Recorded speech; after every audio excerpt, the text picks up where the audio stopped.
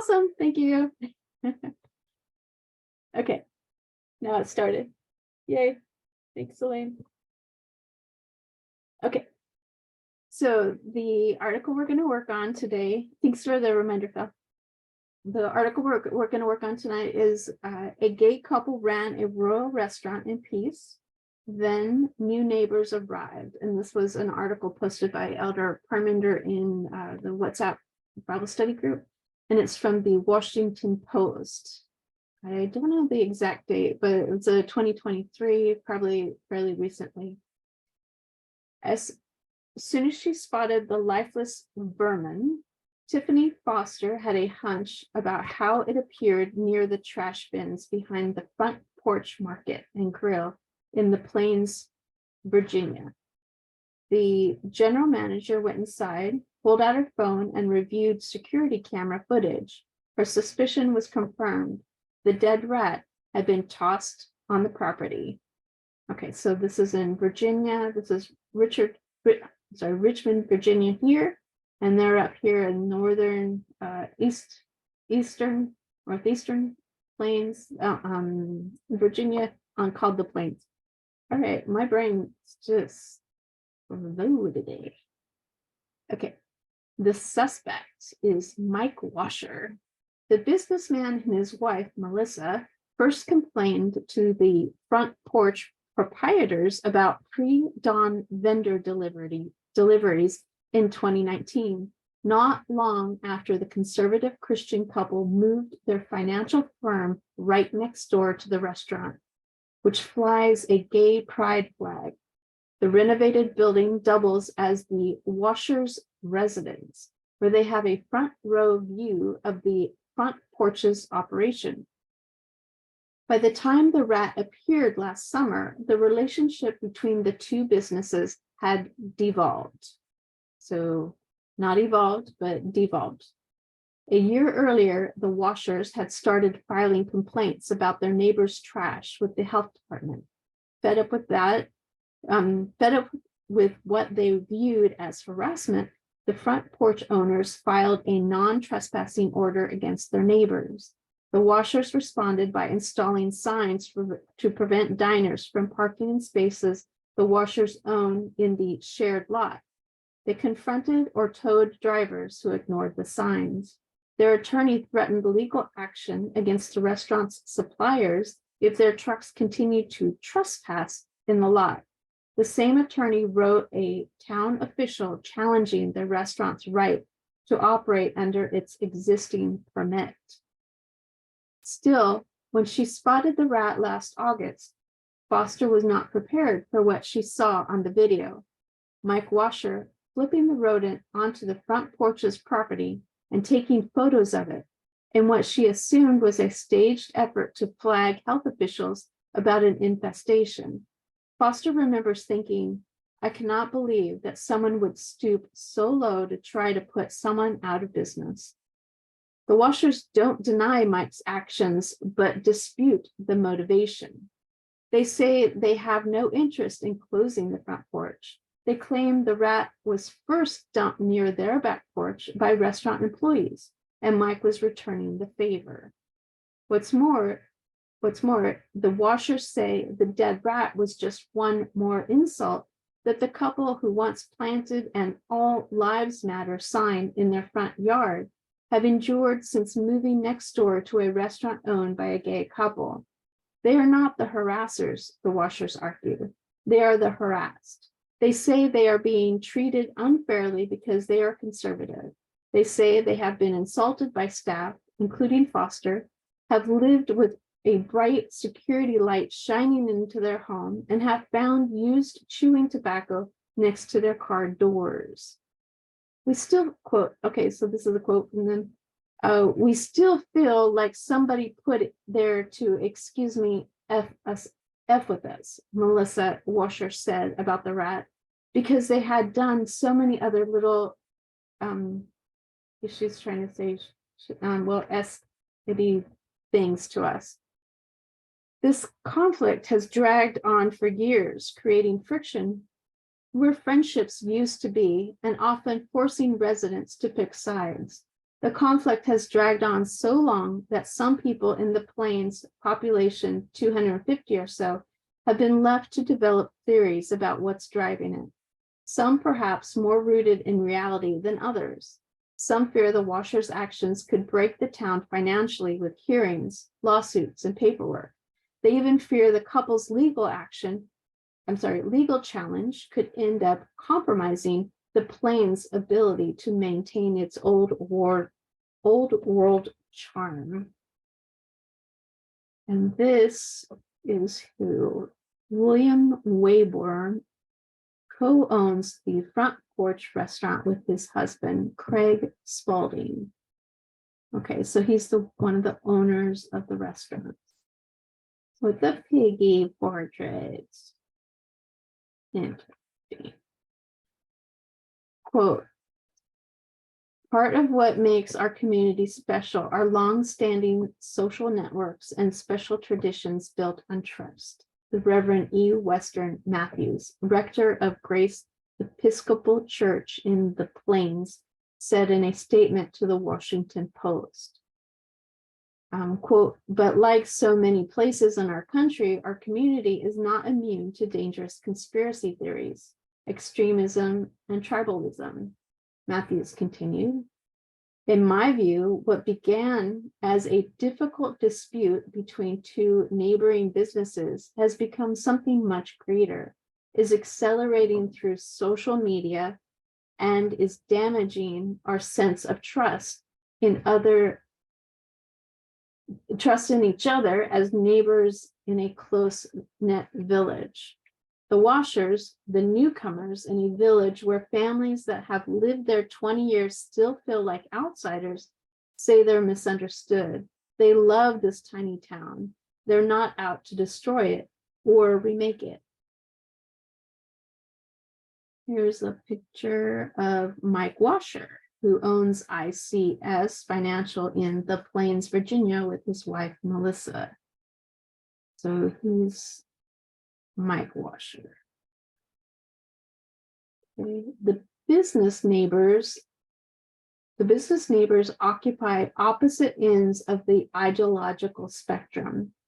Mike 54 and Melissa Washer 53 are conservatives who have an "Only Jesus Can Save America" sign on their back railing. On her Facebook page, Melissa posted a photo of herself, her husband, and their son Reagan outside the US Capitol on January 6, 2021. Isn't that special? When rioters stormed the building to prevent a peaceful transfer of power, leading to multiple deaths. It was an amazing day in DC, Melissa wrote in the post, which she has since taken down. Truly an unforgettable experience. Everyone was peaceful, kind, and friendly with one another, no matter their race, nationality, social economic level, background, or religion. She later told the Post the family did not enter the Capitol. We didn't actually even know anything that was going on until we got home that night, she said. During the pandemic, Melissa posted anti-mask and later anti-vaccine statements on Facebook. For weeks, the Washers had posted 2 placards in the front yard of ICS Financial. One was a campaign sign for son Reagan, a managing partner in ICS Financial, who's also a Republican nominee for the Fauquier County Board of Supervisors. The other was a sign designed like an American flag, and it listed the things we believe, including the Second Amendment, unborn lives matter, and all lives matter. Both signs have since been removed. Any questions? I forgot to, oh, the chat is, I forgot, sorry. Let's see. Oops. Why is this? Okay, sorry. I'm trying to open up the chat on my other screen so I can read it.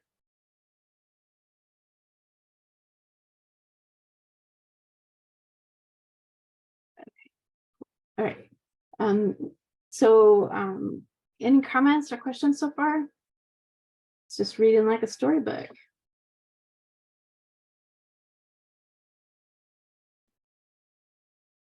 William Wayborn and Craig Spalding, both 76. Okay, so these two are in their early 50s. Remember, it's like 54 and 53. These two, at least one of them, let's see, both 76. So they're both 76. So 20 years apart. William Wayborn and Craig Spalding, both 76 owners of the Front Porch, have been a couple since 1973 when they worked at the Dallas Times-Herald, a newspaper that closed in 1991. They married in 2020, 5 years after they opened the Front Porch, which quickly became a destination in the Plains. The Front Porch has been flying a pride flag on its patio since 2016, so 2016. Not long after a gunman killed 49 people in a gay bar in Orlando. The flag is a symbol of Wayborn's solidarity with the LGBTQ plus community, which he has nurtured and fought for since the 1980s. Wayborn was president of the Dallas Gay Alliance when it sued Parkland Memorial Hospital for failing to provide readily available medicines to AIDS patients. In 1991, he launched the Gay and Lesbian Victory Fund, now the LGBTQ plus Victory Fund, to elect openly gay politicians to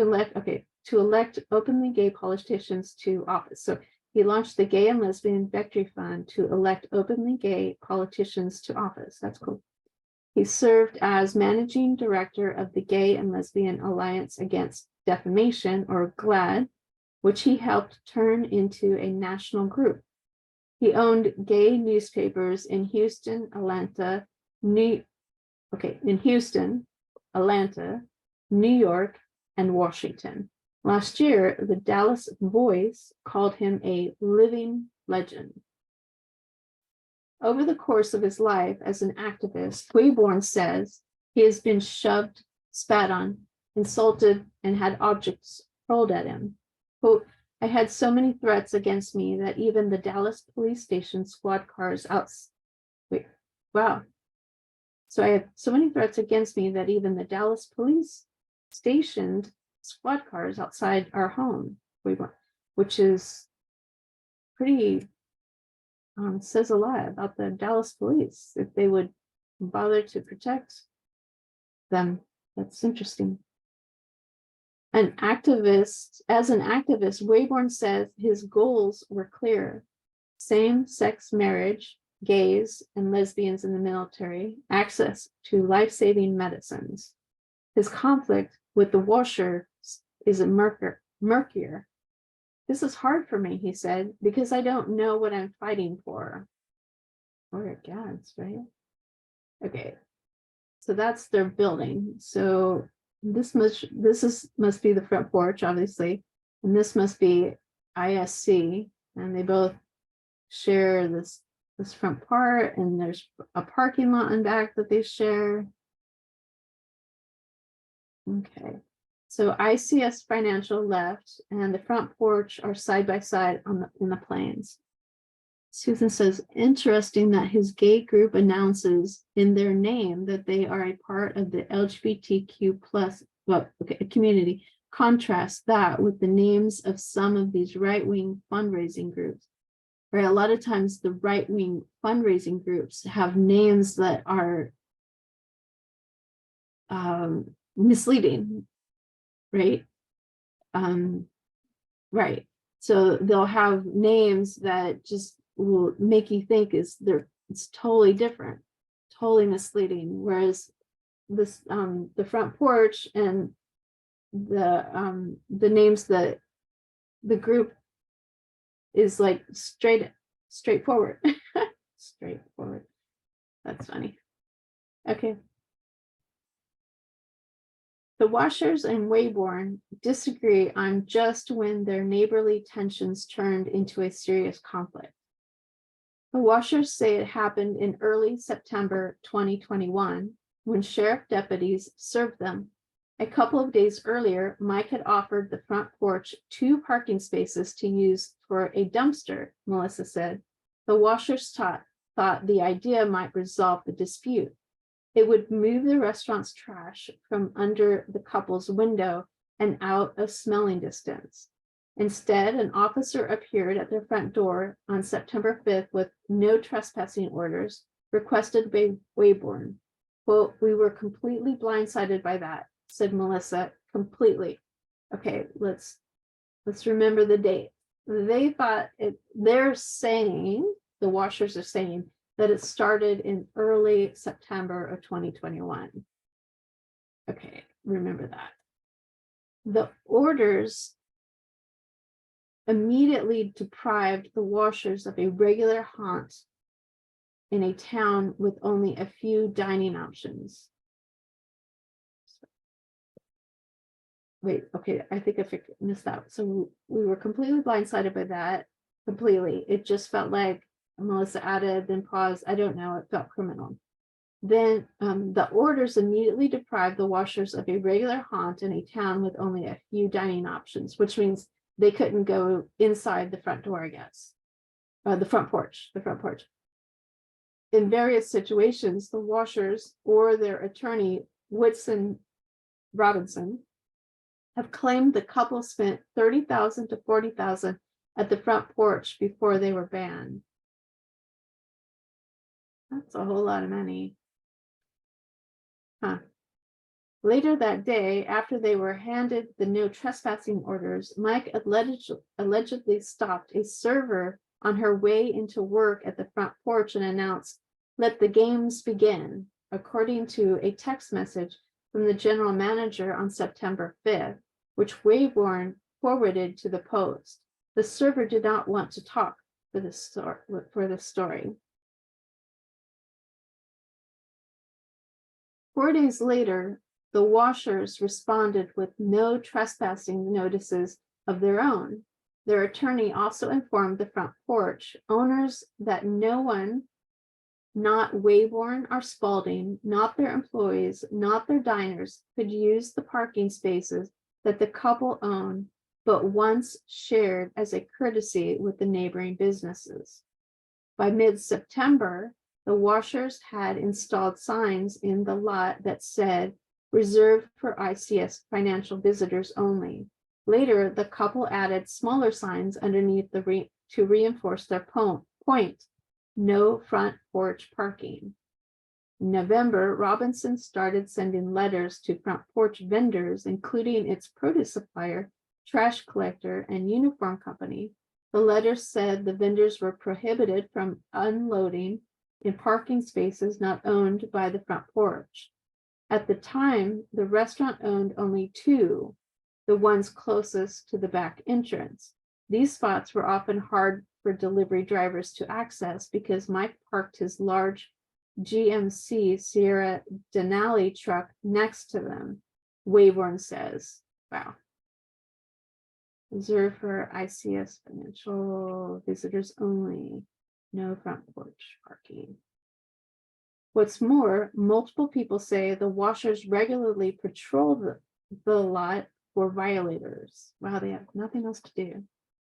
They were trying to stop every vendor, said one delivery driver who spoke on the condition of anonymity because he didn't want to hurt his business. It was every vendor, even their food suppliers. Melissa said she and her husband closed off their parking spaces as a direct response to the no trespassing orders.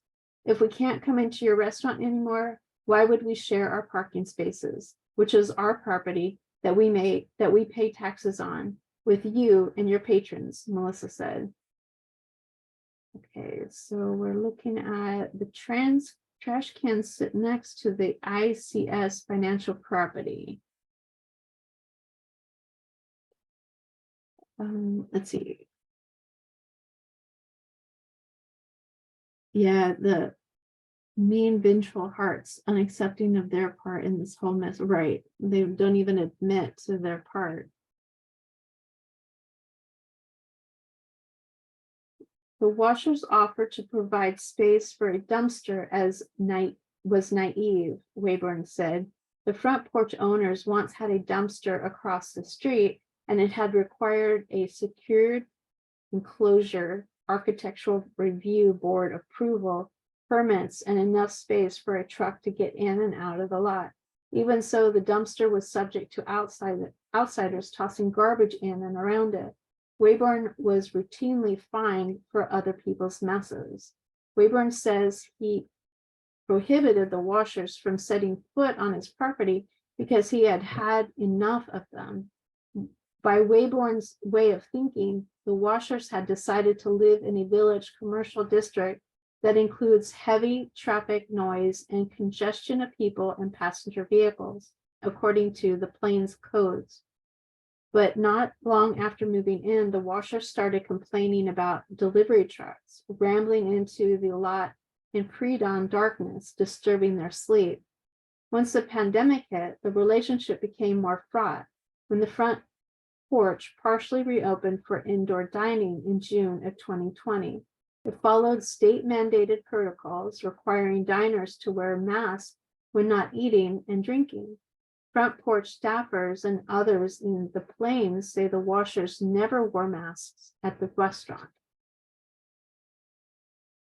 The issue led to conflicts, like the day when Lisa Vela, owner of Bailiwick Antiques, was waiting for a takeout order at the front porch. She said she saw Mike enter without a mask and offered him one of hers. Melissa recalls the story differently. She said Bella called Wayborn to tattle on Mike for not wearing a mask. She said her husband had pulled his shirt over his nose and mouth until he got a mask from the front desk. The next day, as she was walking to the coffee shop, Bella said Mike confronted her. Quote, "He came flying after me, pointing, spitting, and yelling at me. Seriously, a half-inch from my face," Bella said. "He was screaming," she said, that no one can tell him what to do. Bella said that no one witnessed the encounter, but she immediately told her friend, Danielle Green, who confirmed her account to the Post. In an email to the Post, Mike said, "I have never spoken to her about that incident." Wonder who is telling the truth. Melissa said the incident was the only time masking was an issue at the front porch for the couple, who would get face coverings from the host if need be. Quote, "I didn't like masks," she said. "Hell no, but I wore them all the time. Just because you don't like something doesn't mean you don't do it." The incident was apparently the same one that prompted an email from Wayborn to Mike on January 22nd, 2021. Wayborn forwarded the email to the Post. Quote, "This is not the first time that I and others have asked you to respect this requirement, as entering without a mask puts both our health permit and liquor license at significant risk," Wayborn wrote. The following day, Wayborn recalls Mike entered the front porch again without a mask. Wayborn said he banned him, but the washers say they continued to frequent the restaurant, and they forwarded to the Post a report that they say itemizes more than 40 expenditures there from January 22nd to September 2nd, 2021, 3 days before they were served no trespassing notices.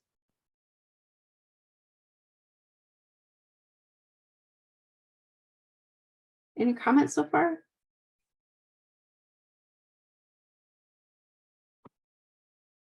Even as the couple frequented the front porch, they had started complaining to the health department. In late June 2021, the washers alleged that 25 trash bins were emitting a foul odor.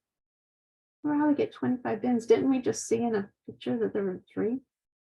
You come in and you buy the property, much like the washers did, fix it up, make it look nice, and then all of a sudden you get trash cans with rotting flesh. They're left throughout the week during the middle of the summer months. their attorney Robinson said at one public hearing. When an inspector visited, they found 9 bins, all freshly washed, according to the complaint. The department considered the issue resolved. 9 bins. Okay, these guys are saying there's 25, but the department saw 9. The washers continued to complain. By the summer of 2022, it was getting out of hand with the emails, said Whitney Wright, Senior Environmental Health Manager at the Rapidan Health District. So Wright visited the washers last June and told Mike there were no laws against foul smells. Virginia regulations, Wright explained, require trash bins to be kept on solid ground. Are they properly kept? Do they have tight-fitting closed lids? Those types of things, which when we inspected were the case every time, Wright told the Post. I jokingly told Mike, I said, well, be glad that you're not beside a seafood restaurant, Wright said. And this is a photo submitted by the washer's attorney that allegedly shows misplaced trash outside the front porch, and ICS Financial sits on the table before the Board of Zoning Appeals member. Okay, and I don't get it. A photo submitted by the washer's attorney that allegedly shows misplaced trash outside the front porch. And ICS Financial. Okay, I get it. So the photo sits on a table. Okay. Sits on a table before a Board of Zoning Appeals members during a hearing in April. Now I get it. No, I don't see the trash. Just trees. He's taking a picture from far away. Much like the health department, the town's then zoning administrator, Steve Garuson found no problems when reviewing the front porch's special use permit. In a January 2022 letter to Garuson, the washers had questions whether the restaurant had enough parking to legally operate. In response, Garuson ruled that April that the front porch met all the permits conditions, including parking. When the washers appealed in May, they also filed several Freedom of Information Act requests asking the town for documents and non-privileged communications related to the front porch and Garuin's opinion. One of their requests asked for information dating back 10 years before the restaurant opened. In a town with a tiny operating budget, an all-volunteer council and mayor, and only a few people to conduct day-to-day business, the FOIA request monopolized much of the village's time and resources. Several business owners said, quote, the town is not fully able to function because the energy is dealing with this problem, said Len Wiley, a real estate agent and business owner. Locals say the combination of FOIA request, the washer's constant pressure, and the fear of litigation contributed to the sudden departure of both Garuson and Joseph Precone, the town attorney. Neither would speak for this story. In fact, no one connected to the town, the mayor, the clerk, and treasurer, the new zoning administrator, and the new attorney, or the council members contacted would talk about the conflict. They either declined outright or never returned phone calls. If there's one thing the washers and the front porch owners agree on, it's that the town has been AWOL. So AWOL. What's the definition of AWOL? We all know what it means, I think. AWOL. Away without leave? Absent without leave. Yeah, absent without leave. Awesome, thank you. Absent without leave during the conflict. Daniel Bounds, an attorney representing the front porch, says the town could have quashed the washer's permit appeal from the start. The attorney argues that despite their claims to the contrary, the couple have no standing because they have not been harmed in any direct way by the restaurant's operations.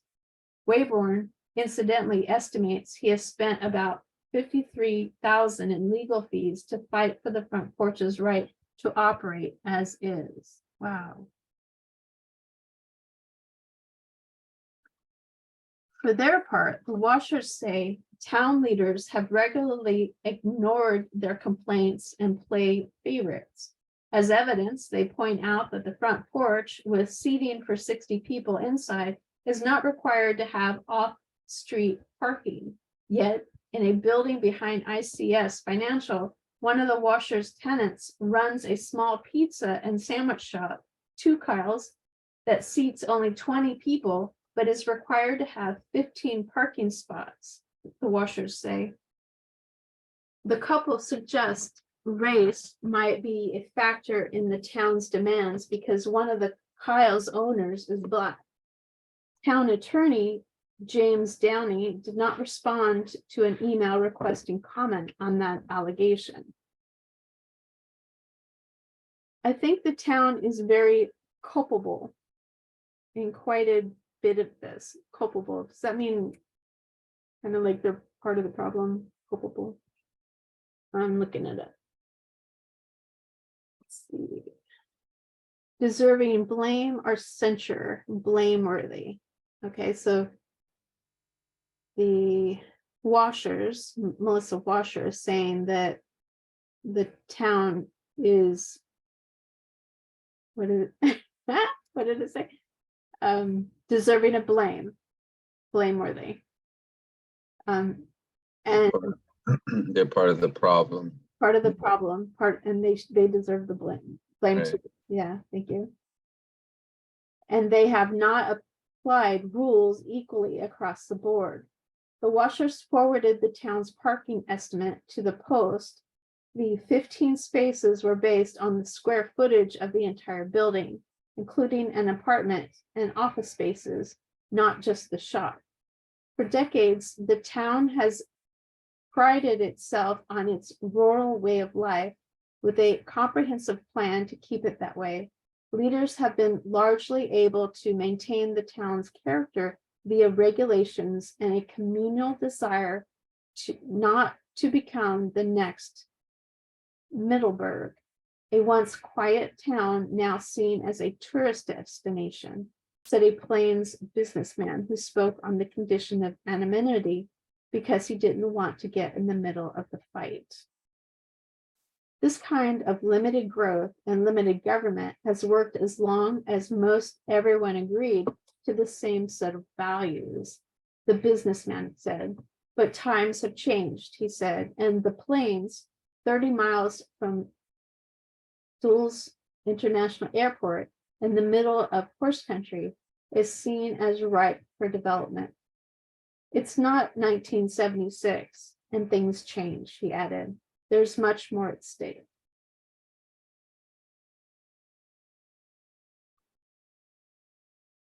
And this is a picture of the lawyer, Daniel Bounds, the lawyer for Front Porch. At a board of zoning appeals meeting in April of this year, when the panel heard arguments on the washer's appeal, current zoning administrator Bruce Reese explained to the gathered crowd why the Plains would want to grant a special use permit to the front porch that required no off-street parking. Quote, unless you're building a new building, we're not going to require you to have any parking at all, Reese said. So they're not doing it retroactively. Quote, so why would they do that? Because it's the Plains, Reese added, to scatter applause and laughter. Scattered applause and laughter, because they're talking to other people. Okay. quote, the anticipation was that the charm of the town is such that we don't want to force parking everywhere. We don't want to have a building removed in order to make room for parking.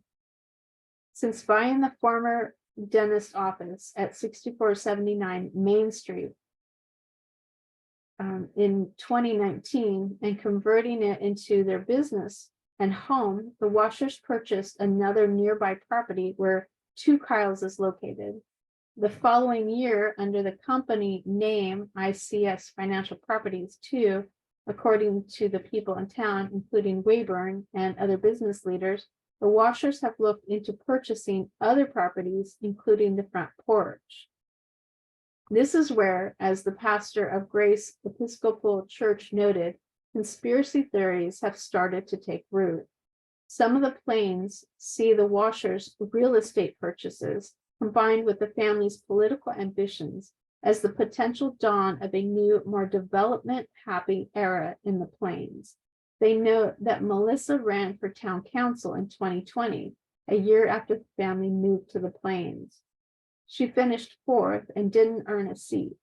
The couple's son, Reagan, recently won his Republican primary for a seat on the county supervisor's board. Locals fear that a successful challenge to the front porch's operating permit, which was in place for years without complaint, would take away the bricks that hold up the foundation of the town, said Wiley, the real estate agent. Or as Mike Horstrom, who leads a family investment firm in the Plains,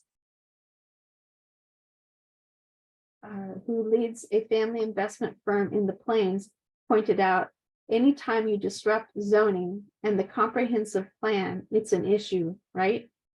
It's a real problem because basically it means that you have to have a new one almost immediately.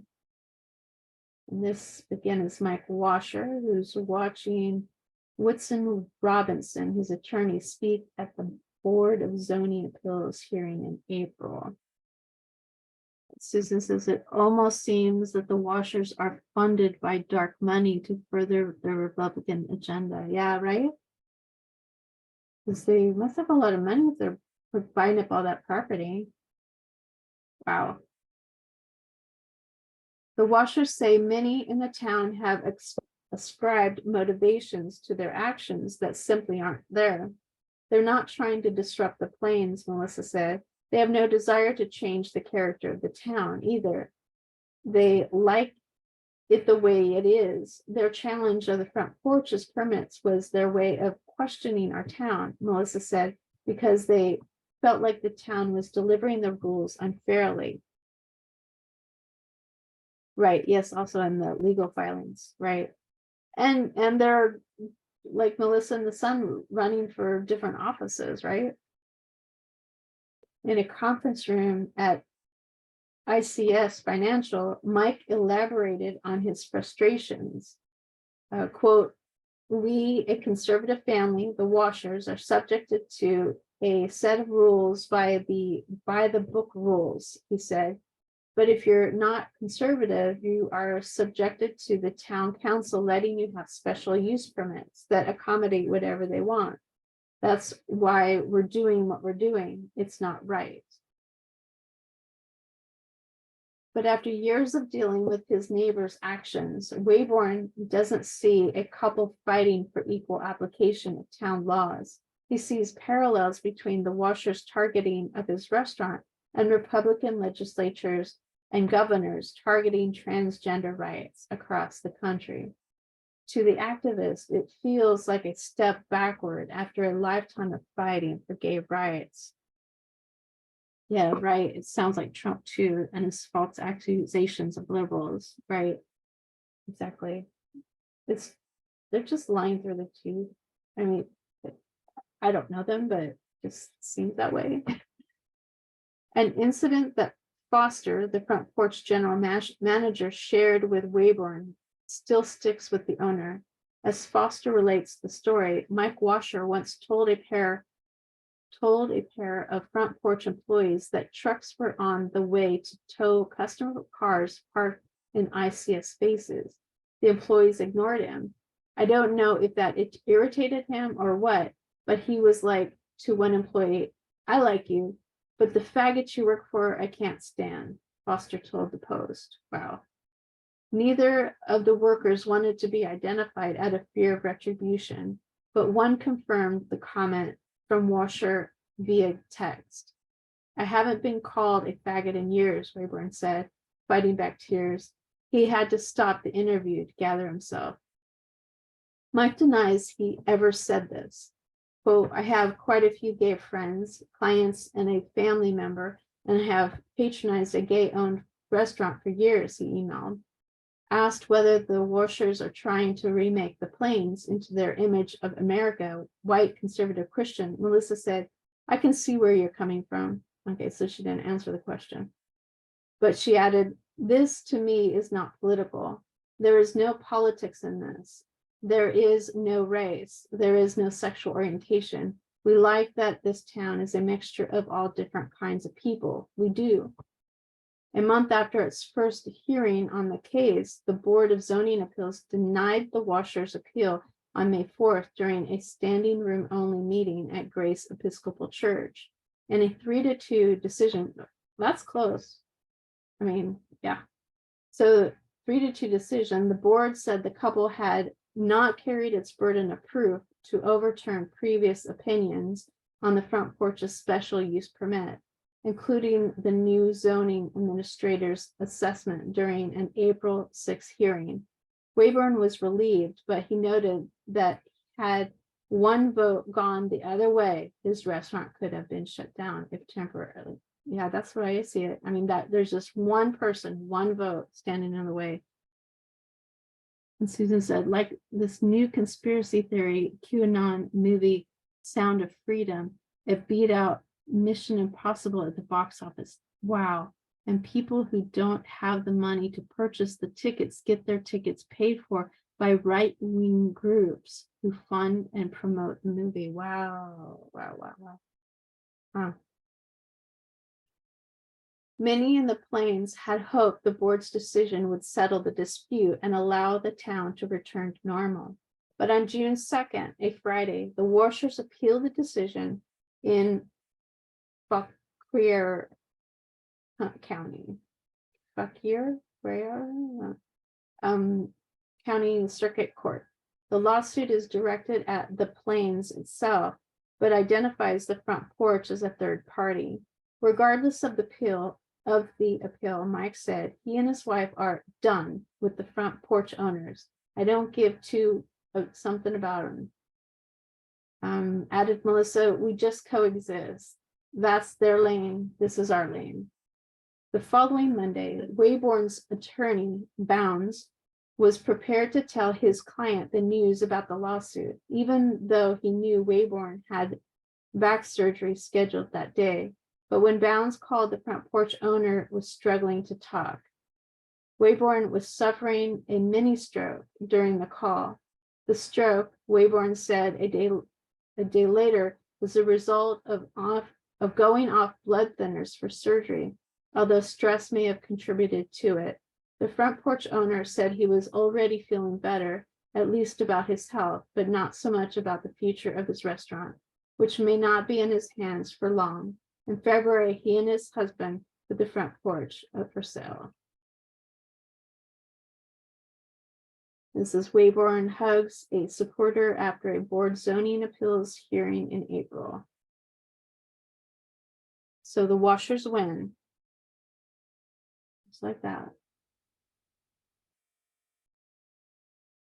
That makes me mad. Okay.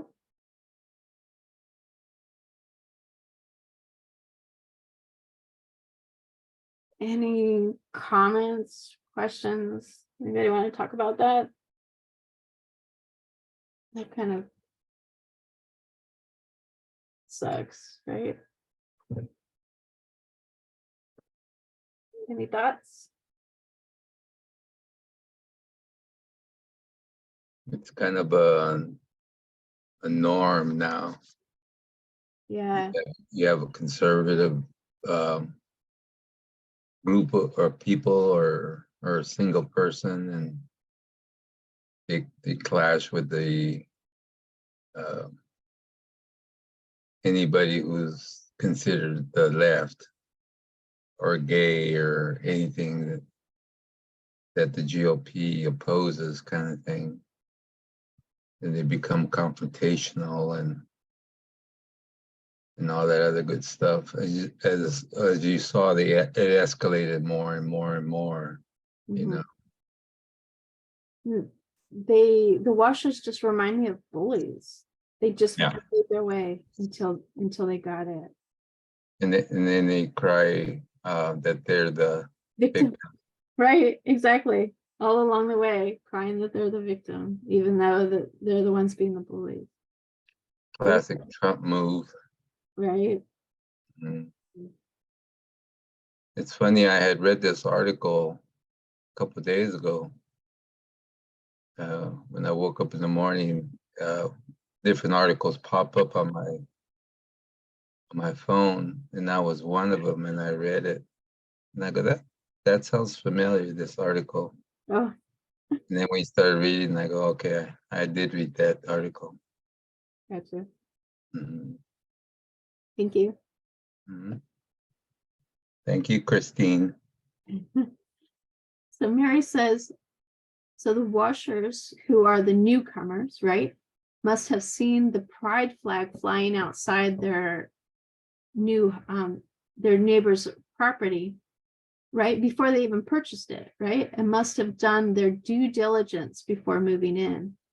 They knew who the neighbors were. Managing director of GLAD, LGBTQIA plus activist, and moved in anyway. That's correct. You're right. They had an agenda to destroy the town and remake it in their own image, even though they denied it, to drive out LGBTQ plus out of the city legally through health violations, parking lot trespass, and all sorts of ugly, shameful means, including running for political positions in town, right? So no doubt the political positions were a way of getting leverage also. I agree. Yeah, you're right. They are not innocent. I believe they did their homework before they moved in, Troy says. I agree. Slow but sure, and they got their way. It is a sad story. The honest people don't hide who they are. Exactly. Like the Project Blitz playbook, which is hidden. Exactly. And they're hiding their identity, they're hiding their agenda to get their way. But the honest people are out there in the open, just trying to live their life, just trying to do everyday things, right? Well, people like this are coming in the back, trying to destroy that life for them, because they think that they shouldn't, just that they don't deserve it, that they shouldn't be allowed to have a good life. It's sad. It's mean.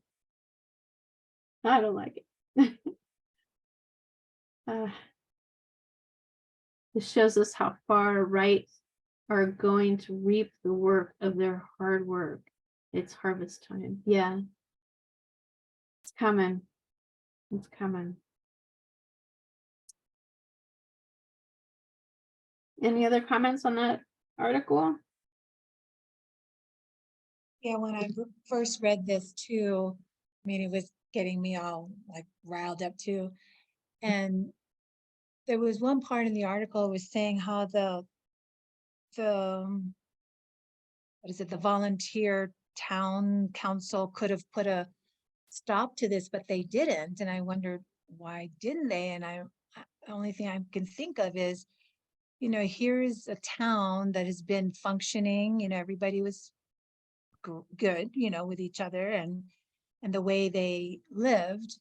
And then you have this newcomer who's going to topple things, and likely they're younger, they're probably walked around, with their, I don't know, way they dressed and their cars, and just,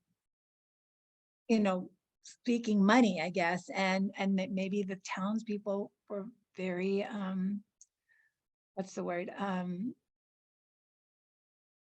Not, it escapes me, but they were influenced, yeah, and then they really felt that they were this bully coming around, like someone said, and so much effort from the town of trying to keep their town going, and here's the Washer's family just stirring the pot to disrupt the norm of this town. And this couple, the owner of the front porch, the whole town, I'm sure, knew that they were gay, and that people were okay about it. And here's this, yeah, and there's this, new family coming in, like Mary said, they knew what they were getting into, and they probably knew, like, who knows, backed up with legal things, and they were going to just try and destroy it. And unfortunately, too much energy was taken and taken a toll on the health of one of the owners, and they had to back out. So it sounds like it's something that we're going to hear and see a lot. Yes. Yeah, I agree. This is something, it's not exactly new, but it's not the beginning, but we're going to start seeing it more and more and more and more. I agree. They have an agenda, and they don't care. It seems, from my point of view, that the stress of all this caused him to have a stroke, right? Like, they're not going to care if women of lower means go out and have abortions, unsafe abortions, and die. They're not going to care if LGBTQ people get so depressed that they can't get the care that they need, that they commit suicide. They're not going to care, because they want these people to die. It's a different way of genocide, by bullying to the point where people just die of different causes. And that's part of their agenda. They don't care. They want them dead. If one more dies, then it's one less, faggot, right? What they would say, which is totally offensive. And I don't mean it bad, but their mindset is like, one more, of those other people aren't around, the others. And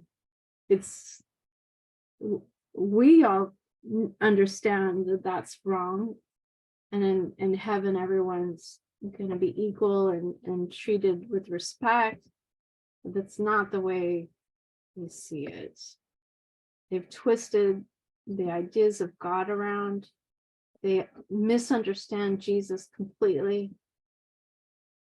They have the character of Satan Their and father. not the character of Christ, and it shows in their demeanor and their actions. Yes. Agreed. I agree. And to your point, Legina, we wonder, like, well, everything was fine before they moved in, but you see in that decision, in that board, it was a close decision. It just took one person, 3 out of 5, only 3 out of 5 chose. So those other 2 people were already, I don't know, were they already on the board before all this started happening? Were they, the local people already there? So they already had, they were voting on the side of the Washers, right? And so maybe because there were limited options for restaurants, people allowed them, without giving them too much, without giving them any trouble, just tolerated them without saying anything. But now that they had these new people come in and voicing the thoughts that they had in their head already. It's just like what we know of what went on here until Trump started speaking out. A lot of these people were being silent about racial ideas and sexism and things like that. But when Trump started speaking out and just took the lid off, now everybody feels like they can just say whatever they want. Now, all of those people were already here. Those thoughts were already in their mind, but now they're allowed to say it out loud. Not just Trump, Yeah, but the president of the United States, Trump. right. So they got permission from the president of the country to speak out, act out, and retaliate or whatever they wanted to do, because he felt it was okay to do it. Exactly. Like Jackie says, they think they are helping God's cause to abuse the others because they think it's a moral issue. Yes, amen.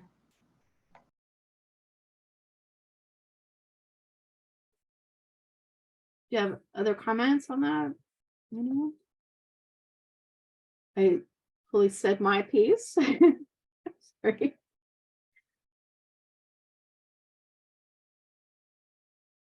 So, right, Susan says, so the washers are going to clean up the town, right? They probably think they're going to. That's probably what they say to themselves at night. Oh, we're cleaning up the town.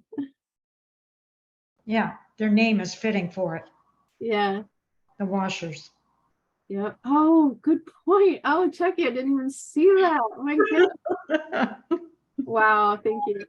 Yeah, they're going to clean all right.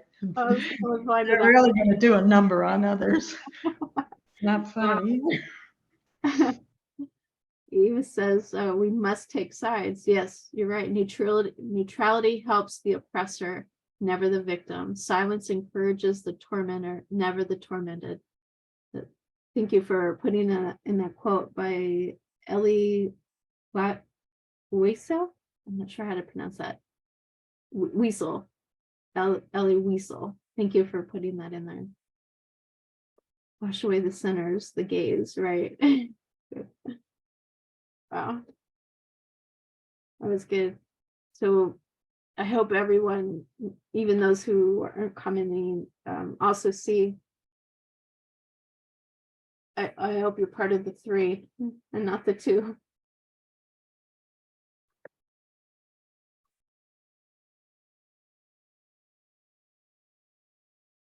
Okay.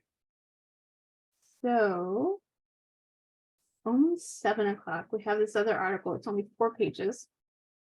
So I'm going to go ahead and read this one. Hopefully it'll lend to some more conversation. Okay, and this one Elaine suggested for us. And for all of those who weren't here earlier, Elaine's out for tonight because she's working on her presentation for tomorrow. She just had to do some fine touches, and she'll be here tomorrow morning. So she was let me lead out. Okay, so this one's called A Stronger NATO for a More Dangerous World, What the Alliance Must Do to Vilnius and Beyond. I don't know what Vilnius is. That a town? I'll have to read this. I didn't have time to read it. Yeah, Vilnius is the place. I think in Switzerland. Yeah. That's where they met. Oh, okay. Okay. Have you read this article? This one is from Foreign Affairs. Foreign Affairs. Okay, this article is by Jens Stoltenberg. It was written July 10th, 2023. So just about 11 days ago. Okay. Russia's illegal war against Ukraine is a turning point in history. War has turned to Europe and great power rivalries are growing. Authoritarian regimes are coming together to challenge the global rules and institutions that underpin peace and stability. Russian President Vladimir Putin is clamping down on freedoms and deepening divisions within his own country as the Wagner paramilitary companies, as the Wagner paramilitary companies' rebellion clearly demonstrated, but no one should underestimate Russia or the dangers facing the world today. Would anybody else like to read?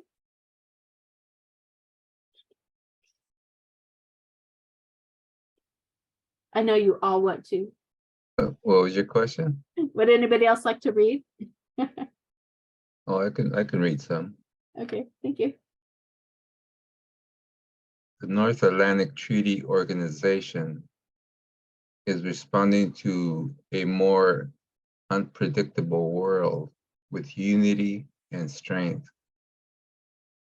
NATO allies in Europe and North America and our partners across the globe have provided unprecedented economic and military support to Ukraine.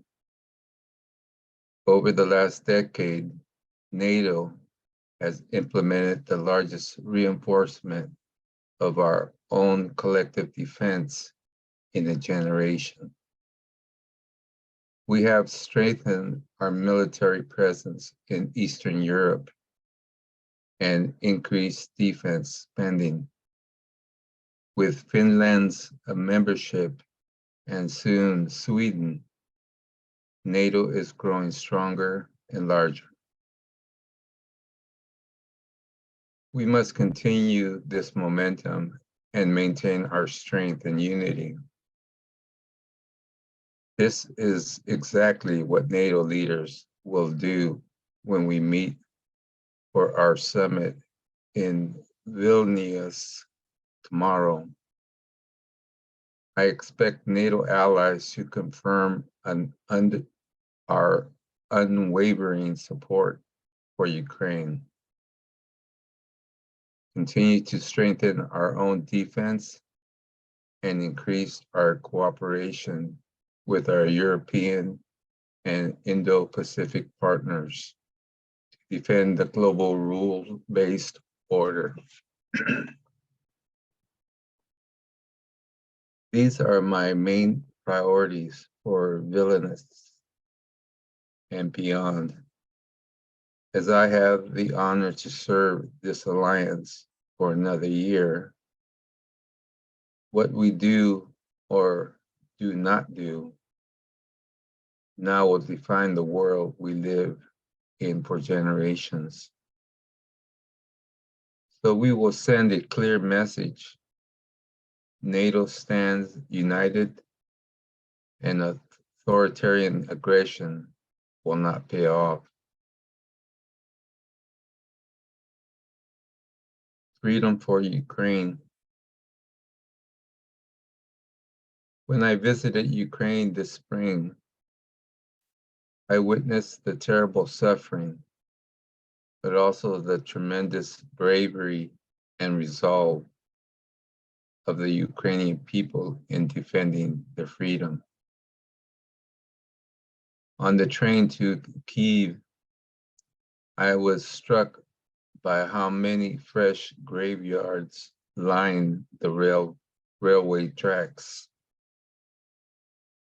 I visited Bucha, just north of the capital, and heard about the horrors of Russian occupation. I also saw the effort to rebuild a better, stronger Ukraine. The Ukrainian forces are now engaged in fierce fighting to reclaim occupied territory,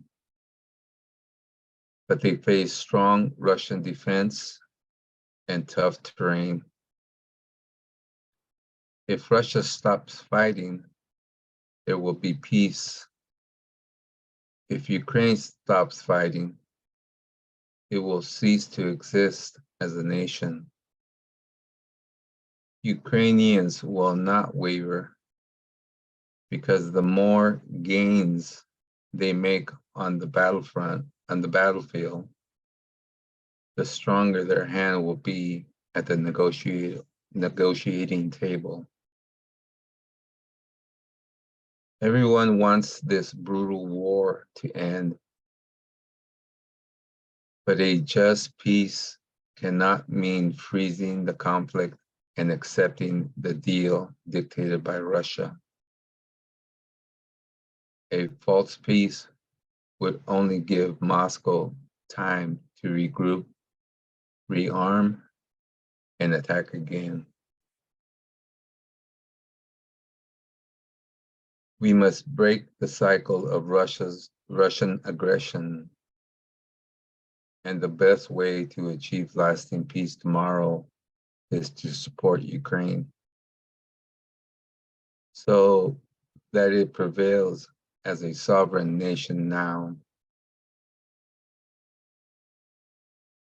NATO allies have stood by Ukraine since it gained independence 30 years ago. We provided years of training and support after Russia allegedly annexed Crimea and destabilized the Donbass in 2014. Since Moscow's February 2022 invasion, we have stepped up unprecedented support for Ukraine's right to self-defense, enshrined in the UN Charter. Over the last year and a half, NATO countries have trained and equipped new Ukrainian armed brigades and provided tanks, combat vehicles, and advanced air defense. NATO allies will also train Ukrainian pilots on fourth-generation fighter jets. This support shows that we are committed to Ukraine for the long haul. And Mary adds that NATO's support since 1989, 1991, right in there. Susan says destabilized in 2014. That is what the onslaught of events we marked at 2014 did, accomplished destabilization.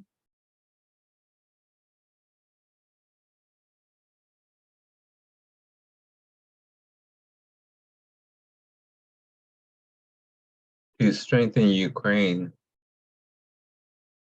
we will agree on a multi-year package of support at the Vilnius summit.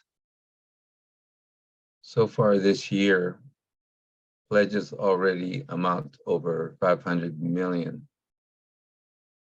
This package will help Ukraine rebuild its defense and security sector so that it can defend itself against further aggression. It will assure that the Ukrainian armed forces are fully interoperable with NATO forces.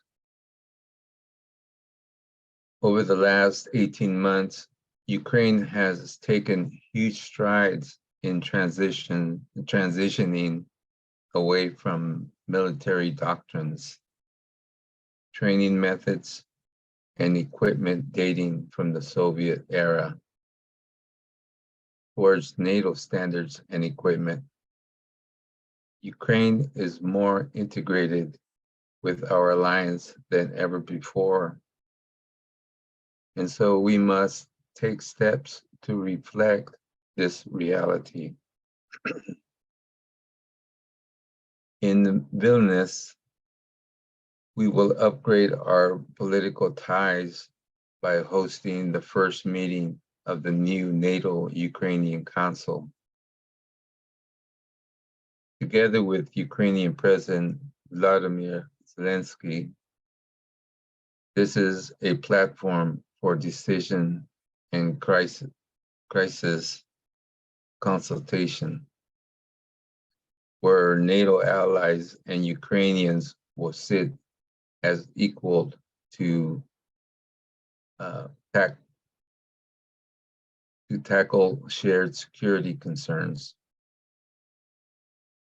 All NATO allies agree that Ukraine will become a member of NATO. NATO's door remains open as we have proved by inviting Finland and Sweden to join last year. Ukraine's NATO membership is a matter for NATO allies and Kyiv to decide. Russia does not have a veto. In Vilnius, we will set out a strong vision for Ukraine's future and bring the country closer to NATO. Addressing authoritarianism.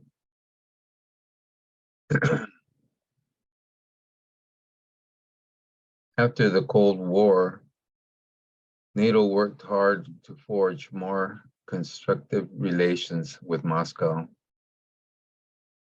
including on arms control, counterterrorism, combating piracy, and increasing our scientific cooperation. But Putin walked away from peaceful cooperation with a pattern of increasingly reckless behavior from Chechnya to Georgia and Syria to Ukraine. He has dismantled the international arms control architecture and is engaging in dangerous nuclear saber rattling. Even if the war were to end tomorrow, there is no sign that Putin's broader ambitions have changed. He sees freedom and democracy as a threat and wants the world where big states dictate their neighbors what their neighbors do. This puts him in constant confrontation with the NATO's value and international law. That last sentence reminds me of our last article, where people are dictating what their neighbors do. Right. They want them they want them to be like themselves or their image of them, of what they want people to be. Exactly.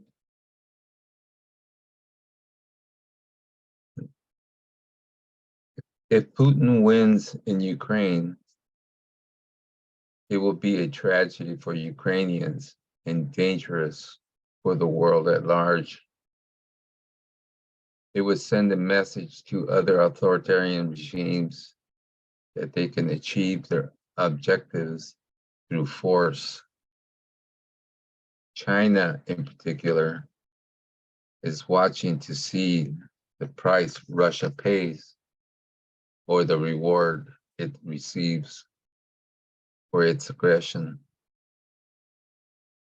It is learning from Moscow's military failure and the response of the international community. When I visited Japan and South Korea at the start of this year, their leaders were clearly concerned that what is happening in Europe today could happen in Asia tomorrow. NATO does not see China as an adversary. We must continue to engage with Beijing to tackle today's global challenges including nuclear proliferation and climate change. At the same time, China should use its considerable influence over Russia to end its illegal war in Ukraine.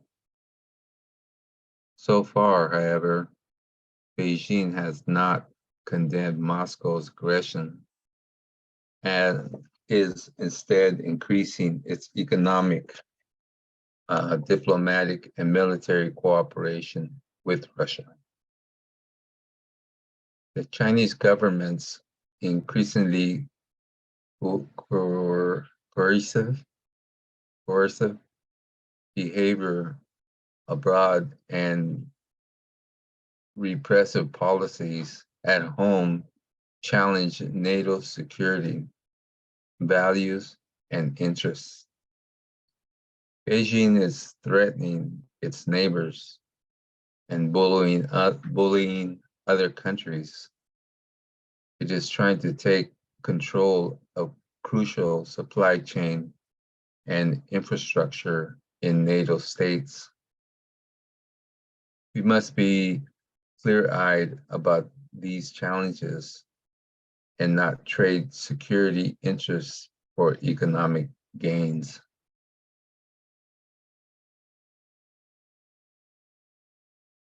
As autocratic regimes draw closer to one another, those of us who believe in freedom and democracy must stand together. NATO is a regional alliance of Europe and North America, but the challenges we face are global. That is why I have invited the leaders of the European Union and our Indo-Pacific partners, Australia, Japan, New Zealand, and South Korea, to join us at Vilnius. We must have a common understanding of the security risks we face and work together to strengthen the resilience of our societies, economics, and democracies. Harder, better, faster, stronger. Russia's pattern of aggression is a stark reminder that we cannot rule out the possibility of an attack against NATO countries. We must continue to strengthen and invest in our deterrence and defense. But we are not starting from scratch. Since Russia's illegal annexation of Crimea in 2014, the alliance has undertaken a fundamental shift from military missions beyond its borders back to collective defense. The last 10 years were a decisive decade of adaptation, preparing NATO for an unpredictable future. Since 2014, we have deployed combat-ready troops to the eastern part of NATO territory for the first time,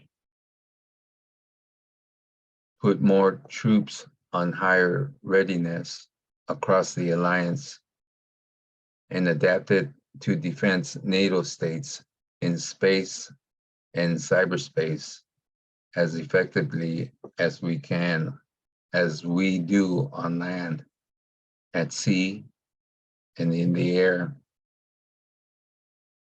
This year, the defense spending of European allies and Canada will grow by 8.3% in real terms.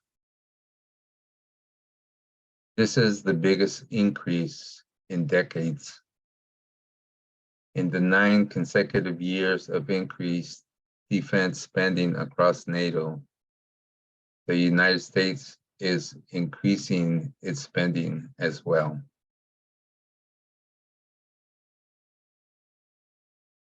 Now we are taking further major steps to strengthen our deterrence and defense. We will agree to new detailed regional defense plans, which are fully connected with the forces, capabilities, and command and control needed to execute them. NATO will have 300,000 on higher alert, including substantial air and naval combat power. We are adapting our command structures to reflect the new geography of the alliance. With Finland's membership, which has doubled NATO land borders with Russia, and soon Sweden's membership, this is a game changer for European security and will provide an uninterrupted shield from the Baltic to the Black Sea. We are also substantially increasing cooperation in the defense industry to ramp up production, both for Ukraine's defense and for ours. This fundamental shift in our collective defense requires a generational commitment to increase defense spending. We are making real progress, but not as quickly as this dangerous world demands. In Vilnius, NATO allies will make a more ambitious commitment to invest 2% of GDP in our defense. This figure will be a floor to build on, not a ceiling to reach. We need to invest more and invest it now, because security is the foundation of our economies and societies to thrive. Preventing aggression today is less costly and fighting a war than fighting a war tomorrow. Putin's war of aggression against Ukraine has shattered any remaining illusions of peaceful cooperation. So we must spend more and do more together to stay safe. The challenges are great, but NATO has been an anchor of stability for Europe and North America for almost 75 years. In a world of growing dangers, NATO will continue to protect our people, defend our democratic values, and keep our nations strong. That end. Thank you. Any comments on that article? And Mary asked a question. Maybe we could discuss that. Her question is, when did King of the South, Putin, come back on the scene? Susan, and her question was a 2012. And Susan says that she thinks that Mary's right, that Medvedev was his puppet from 2008 to 2012, and then Putin gained the ascendancy. Does that sound right with everyone? I was looking to see if I could find Elder Tess's charts. Remember, because she had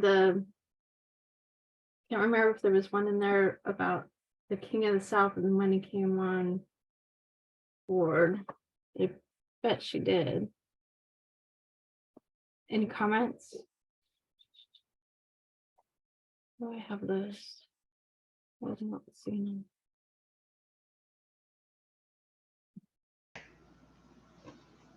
I would just make a comment. It's not directly related to this article. If somebody else has something else to add about the article. This is more on the grain deal, Okay, which is having tremendous implications on Africa. Because since this meeting, uh-huh, NATO, yeah, Biden over there, Putin is pulled out of the grain deal. right. It's going to cause tremendous suffering. And I was just reading this article from the Washington Post that goes into a lot more detail on it. But I don't know, I'm just speculating, but that Putin is so angry that he doesn't care how many people die. Sure, of course not. He's pulling out of this deal that he has agreed to with the grain, and Russia is responsible for about 75% of the grain that is shipped over there because they grow the grain. And they can also overpower Ukraine holding up on this grain. It'll be a wound to Ukraine for sure. And so what they're doing now is targeting Odessa, where the port is, where the grain was to be shipped from. And if they don't get the grain out of there now that's there, the harvest that's coming will have nowhere to go. Right, And that's going to cause another problem. Yes, Susan, you're right. Ukraine was the breadbasket. And Africa is suffering greatly, starvation. And a lot of this grain was to go there. But Putin doesn't care. He doesn't care about humanity. So he's doing this to get even with Ukraine and NATO. yes, That is his whole agenda. That's where he can wound the most. sure. So I thought I would just mention that because it just happened a few days ago. Right, like Susan says, a vengeful heart. He's acting like a child. Right. Yeah, and it doesn't matter. The hurt is there. He's going to cause a lot of suffering and souls to die. Exactly. And that's that authoritarian, I'm in charge, I'm in control, and I am going to do whatever it takes, no matter how many people die, Exactly. to get even. It's so sad.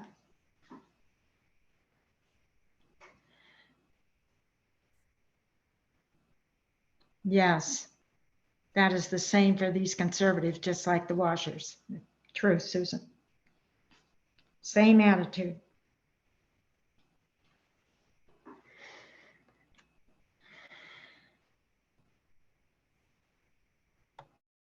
Anybody else? They just don't care. I think Putin is committed. And he reminds me of the Pharaoh of Egypt, where he just kept hardening his heart, no matter how bad his country was suffering. He just doubled down every time Moses came up to him and asked Pharaoh to let his people go. He would harden his heart and fight even harder until he couldn't deny anymore. But Putin's the same way. If he bends, he'll look weak, Mm-hmm. and he can't afford to look weak because that's his persona, the strong man, the alpha male, the whatever you want to call him. So he's committed to finish it out no matter which way it goes, that he's not going to bend. Right. He's going to have to be left without any options, and then he'll bend unreluctantly, I think.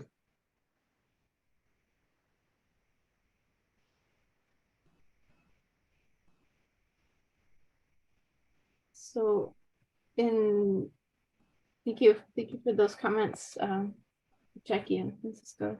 Appreciate that. Oh, sure. Thank you for yours.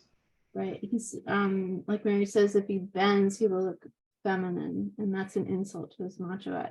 I think he'd rather die than bend.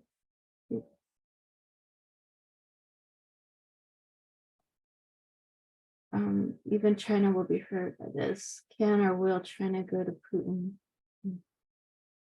So on her charts, she doesn't have exactly one that says when did King of the South come on the scene again. But in this one labeled the 10, and I think she's going through every 10 years, right? In 1999 is when Putin became president, and that book, Hitler's Pope, was published. I'm not sure if I have anything. I agree with Susan and Mary that it's probably 2012. And I'm not sure if I have anything from from previous board work that would say. Oops. Any other comments?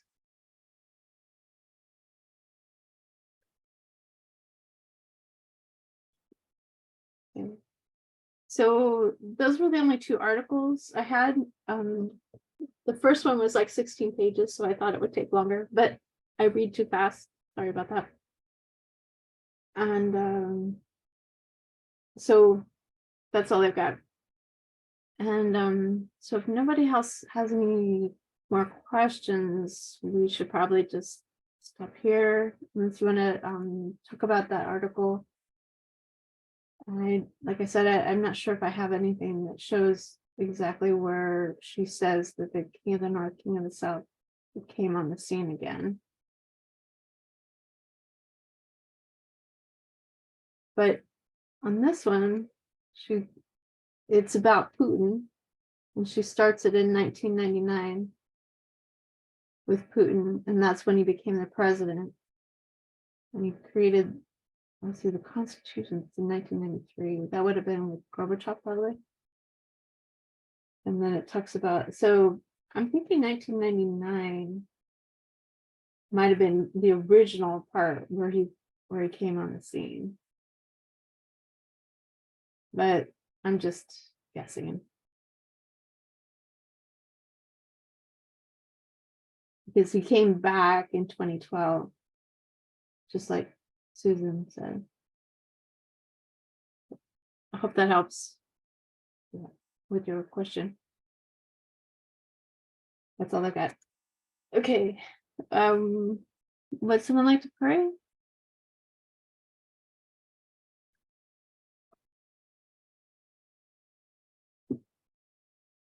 I can pray if you want. Awesome, thank you.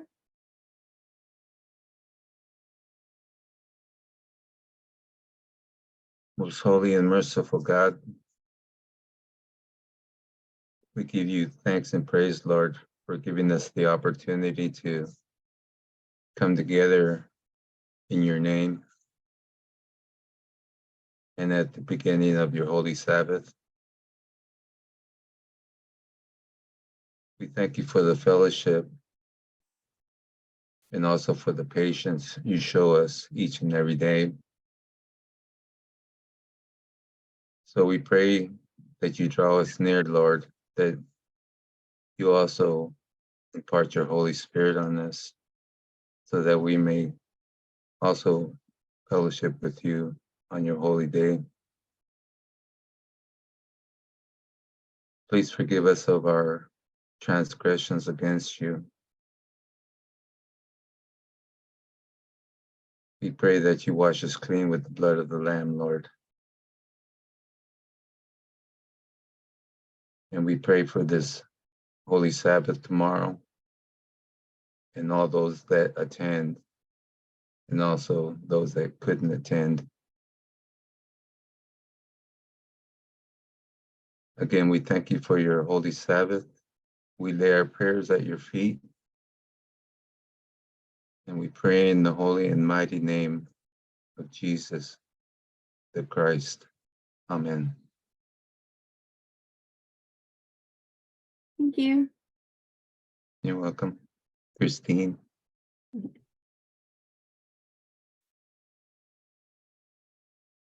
Okay, so have a wonderful evening, everyone. We hope to see you tomorrow. I know. I'm sorry.